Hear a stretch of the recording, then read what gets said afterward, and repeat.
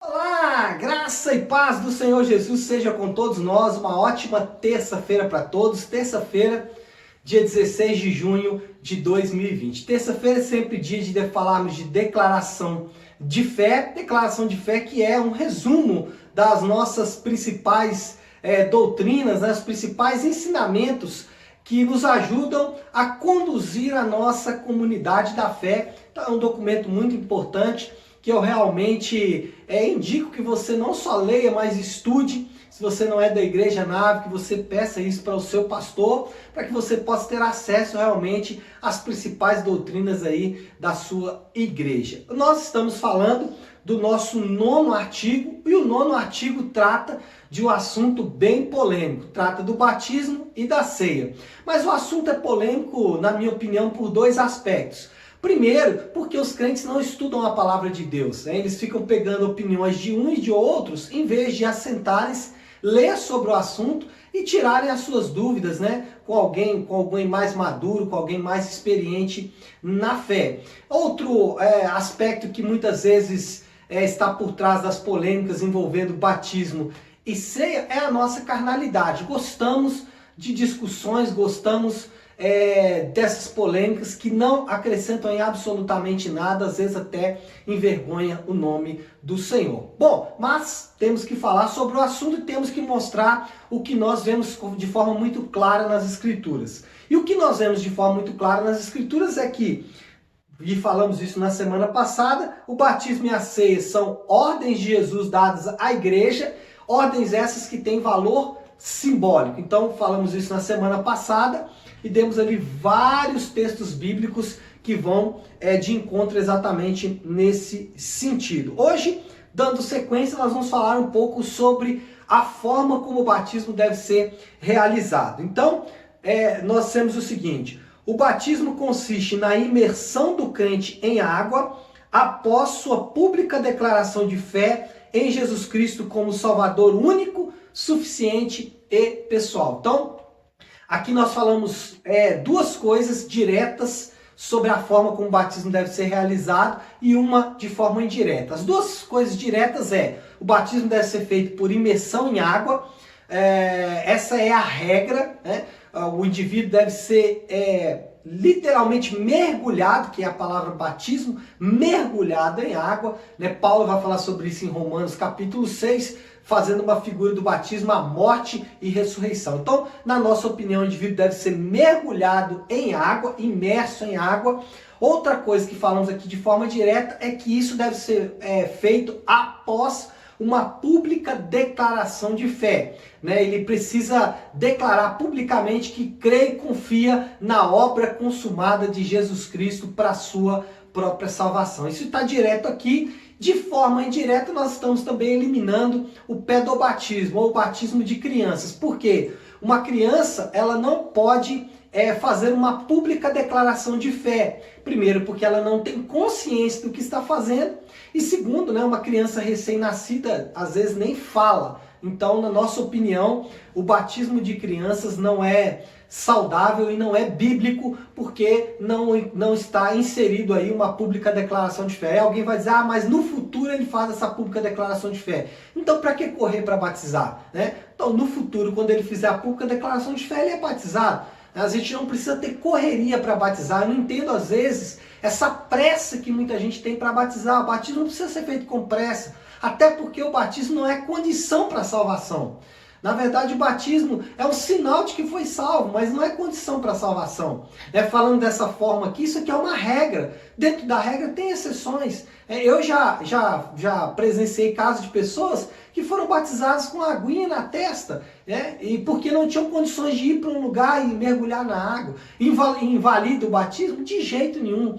Agora, por outro lado, eu já vi pessoas que se prepararam muito tempo para o batismo, batizaram e nunca mais voltaram na igreja. Quer dizer, de que valeu aquela preparação? De que valeu, né, todo aquele tempo ali se preparando para o batismo, sendo que ela não fez o principal, que é dar sequência ali na sua caminhada com Cristo, ou pelo menos a sua caminhada com a igreja com a qual ela se batizou. Então, o que nós estamos falando aqui é regra. Essa regra tem exceções. Dentro dessa regra, acreditamos sim que o batismo deve ser feito por imersão de indivíduos que fazem uma pública declaração de fé em Jesus Cristo. Então, obedecendo exatamente aquele que crer e for batizado. O problema é que nós nos pegamos naquele que crer e for batizado e nós esquecemos o que é crer. Será que crer é só falar que eu creio em Jesus? Será que crer consiste em apenas uma declaração rápida do que é fé? Não. Crer é muito mais do que isso. Abrange muito mais coisas além do que isso. Mas esse crer está inserido na forma como devemos batizar os indivíduos. Olha aqui alguns textos. Primeiro deles, Atos 2:41. Então os que aceitaram a palavra foram batizados. Ou seja, o que houve aqui? Uma exposição da palavra de Deus, uma explicação da palavra de Deus. Após essa explicação, as pessoas aceitaram essa palavra, foram então batizados.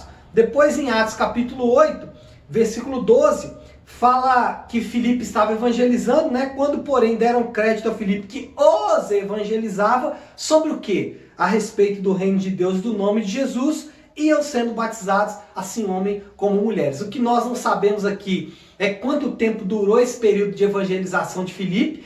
Pode ter sido imediato, mas pode ter durado um tempo maior. O ponto é que depois que era apresentado o evangelho, aquelas pessoas criam e seriam batizadas. E a exceção à regra é o mesmo capítulo 8 de Atos, onde Filipe evangeliza o eunuco. O eunuco era um homem que estava numa carruagem, ele vinha lendo Isaías, não entendia o que lia, Filipe explica para ele, depois de expor para ele a verdade sobre Jesus e o reino de Deus, esse eunuco pede para ser batizado. E é por que eu falo que aqui é a exceção? Porque Filipe batiza esse homem e nunca mais vê ele, né? Ele não passa a fazer parte da igreja de Filipe, mas Filipe aproveitou uma oportunidade e batizou aquele indivíduo ali na água que ele estava passando, naquele momento em que ele estava passando ali próximo àquela água. Temos outros exemplos, né? Sempre seguindo essa regra, mesmo em Atos, que não é um livro normativo, tá? É um livro histórico,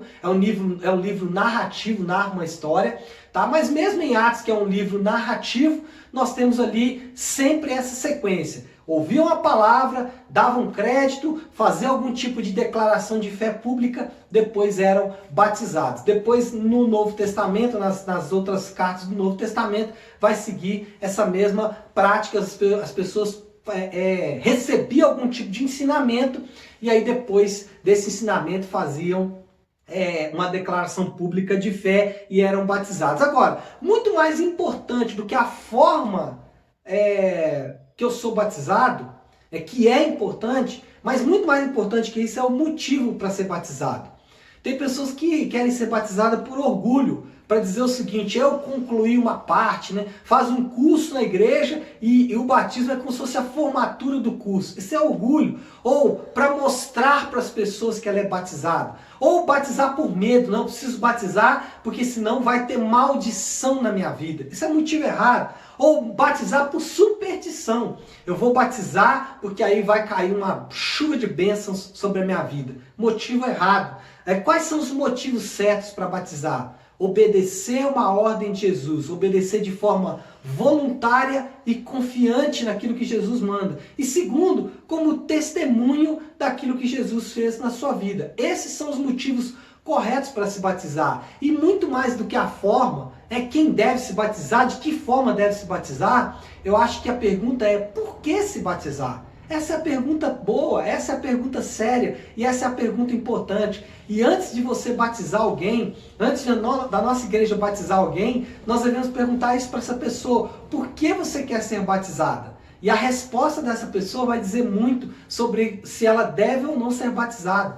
Então, eu já vi casos de indivíduos que fumavam e foram batizados e são uma grande bênção na igreja. E eu já vi casos de indivíduos que não tinham pecados aparentes nenhum e foram batizados e depois descobriram-se que aqueles indivíduos tinham uma vida muito comprometedora. Então, muito mais importante do que a forma ou quem deve ser batizado é o motivo pelo qual a pessoa precisa passar pelo batismo. E nós só encontramos na Bíblia dois motivos. obedecer a Jesus, isso de forma voluntária e confiante, e testemunhar da grande obra de Jesus na vida daquelas pessoas. O vídeo ficou longo, mas eu tenho certeza que vai edificar a sua vida. Não se esqueça, estude sobre o assunto, não ouça uma série de pessoas sobre isso, mas procure estudar e tirar das escrituras a sua própria conclusão, tá bom? Que Deus te abençoe e uma ótima terça-feira para todos nós.